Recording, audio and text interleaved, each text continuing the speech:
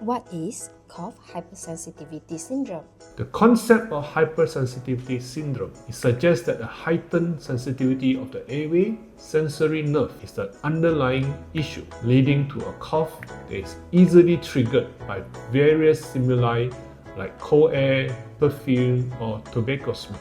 Key factors to consider are the type of cough, whether it's wet or dry, the presence of red flag symptoms, for example, recurrent pneumonia, difficulty in breathing, and potential triggers. The management of chronic cough in children is focused on treating the underlying cause. For PBB, we treat with the course of antibiotics. For asthma, we manage with inhaled corticosteroid or bronchodilator. For allergies, we treat with antihistamine and avoidance of allergen. For irritants, we minimize the exposure to things like tobacco smoke.